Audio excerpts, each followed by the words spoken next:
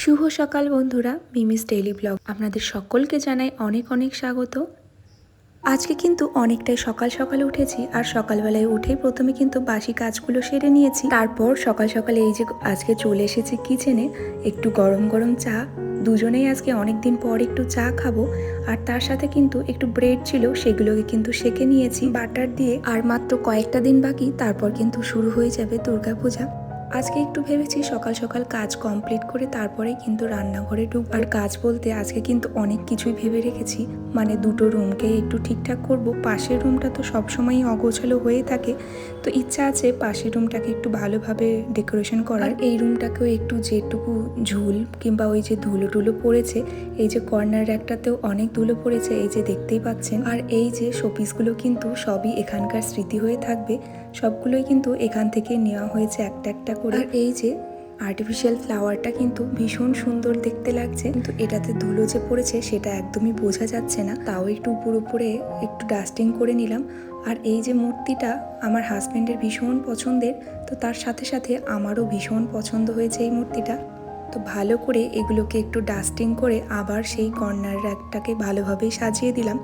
আর এখানে কিন্তু খালি চোখে নিশ্চয়ই আপনারা দেখতে পাচ্ছেন না যে ঝুল হয়েছে, তো এটাকেও আজকে ডাস্টিং করব। অনেকগুলো দিনই হয়ে গেল ডাস্টিং করা হয়ে ওঠেনি, তো সবগুলো একে একে নিচে নামিয়ে আস্তে আস্তে করে ডাস্টিংটা করে নিই। দূর থেকে ঘর কিন্তু দেখতে সুন্দর লাগলেও অনেক ধুলো তারপরে ঝুল জমে গেছে। এই কিছুদিন আগে কিন্তু আমরা এই ঘরটাকে রংচং করিয়ে নিই, তারপরেই কিন্তু আমরা শিফট পরেও কিন্তু এই এক মাসের মধ্যে আবার কিন্তু ঘরে কিন্তু ঝুল তারপরে ধুলো সবকিছু পড়েছে। একেবারে রাস্তার পাশেই জানলা, তো এই জন্য কিন্তু প্রচুর পরিমাণে ঝুল তারপরে ধুলো বালি জমে যাচ্ছে। তো পুজোর আগে ভাবলাম যে আজকে একটু ভালোভাবে সমস্ত কিছু ঝুল তারপরে যা ধুলোবালি হয়েছে সব কিছু ভালো করে ডাস্টিং করে নেব। আর ওই যে বিছানা চাদরটাকে আজকে আর চেঞ্জ করব না, কারণ মাত্র দুদিন হয়েছে পেতেছি, তারপর কিন্তু এখনও সেরকমভাবে নোংরা হয়নি।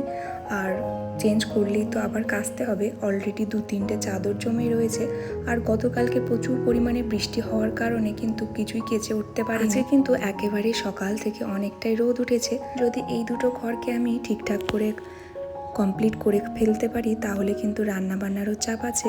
তারপরে কিন্তু যদি সময় থেকে যায় তাহলে কিন্তু বিছানা চাদরটাকেও কেচে দেবো ভেবে রেখেছি। আর এখানে এসে কিন্তু বেড ঝাড়ুটা কেনা হয়নি, তাই সেই আগের মতো মানে বাড়ির মতো আর ঠিকঠাক করে সমান করে বিছানাটাকে ঝাড়ু দিতেও পারা যায় না। তো মোটামুটিভাবে এই যে একটু ন্যাকড়ার টুকরো দিয়েই কিন্তু ভালো করে একটু ঝেড়ে নিচ্ছি, তার উপরে কিন্তু চাদরটা পাতলে বেশ ভালোই দেখাবে। আজকে কিন্তু একদম এই যে খাটের তলা থেকে শুরু করে প্রত্যেকটা জায়গাতেই আমি কোনাতে কোনাতে কিন্তু ভালোভাবে ঝুল টুল যেটুকুই হয়েছে আজকেই একেবারে ফিনিশ করার চেষ্টা করব। আর পাশের ঘরটা কিন্তু প্রত্যেক দিনই ভাবি যে আজকে করব নয় কালকে করব, এরকম আজকে করব করতে ঠিকঠাক করে কিন্তু গুছিয়ে উঠতে পারছি না। আজকে কিন্তু ভেবেই রেখেছি একদম গুছিয়ে তারপরে অন্য কাজে হাত দেবো।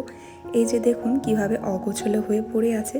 তো চলুন ফটাফট এই ঘরটাকেও ঠিকঠাক করে গুছিয়ে নিই। জামা কাপড় সমস্ত কিছু কিন্তু এই ঘরে এলোমেলো অবস্থাতেই থাকে, তো দেখতে দেখতে দেখুন এই ঘরটাকে আমি সুন্দর করে গুছিয়েও ফেলেছি। আর এই যে বিছানা চাদরটা কিন্তু কিছুদিন আগেই হাজব্যান্ড কেচে দিয়েছিল, তো এটাকেই আজকে আবার পেতে দিলাম। আর চেঞ্জ করলাম না, সমস্ত জামা কাপড়গুলোকেও একে একে ভাঁজ করেও রেখে দিয়েছি। তো এই যে সমস্ত কিছু গোছানোর পরে ঘরের লুকটা ঠিক এরকম দেখতে হয়েছে। আর কিছু নিজে নিজে হাতে বানিয়েই কয়েকটা ফটো ফ্রেম বানিয়ে রেখেছি, তাতেই কিন্তু ঘরটার সৌন্দর্যটা বেশ ভালোই লাগছে। তো চলুন এই ঘরটা দিয়ে আর বাইরে দিয়ে একটু ভালো করে ঝাড়ু দিয়ে নিই, তারপর কিন্তু রান্নার কাজে লেগে যাব। কালকে দুজন মিলে একটু গিয়েছিলাম হচ্ছে একটু বাজার করতে, মোটামুটি এই সবজিপাতি প্রায় শেষের দিকে হয়ে এসেছিল। তো কালকে না ওখানে বাজারে গিয়ে একটু মাশরুম পেয়েছিলাম, তো আজকে ভেবেছি পনির দিয়ে মাশরুম দিয়ে আর এই যে কয়েকটু ছোলা ভিজিয়েছিলাম আগের দিন, তো সেই ছোলা ভিজানোটাই রয়েছে। তো এটা দিয়ে মাশরুম পনির আর এই কাবলি ছোলা দিয়ে একটা সবজি বানাবো।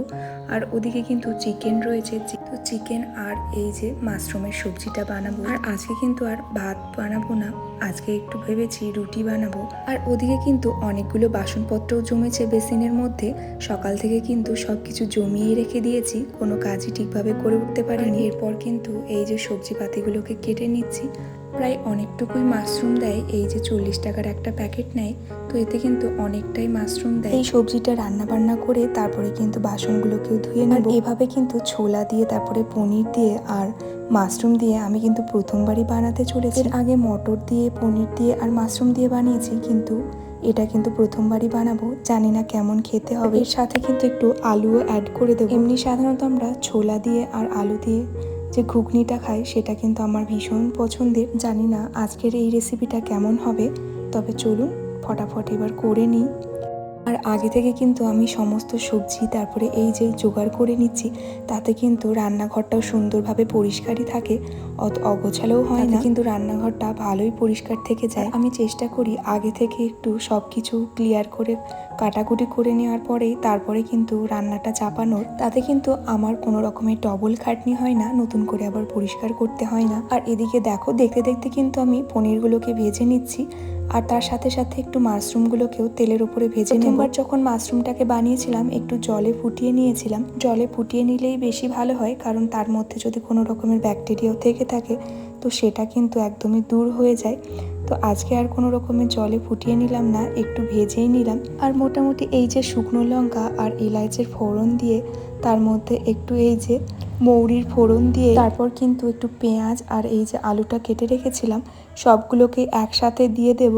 আর ভালোভাবে একটু ভাজা হয়ে গেলেই এই যে টমেটোটাকেও দিয়ে দিলাম। আর তারপর কিন্তু জিরে, আদা আর রসুনের যে পেস্টটা ছিল সেটাকেও দিয়ে দিয়েছি।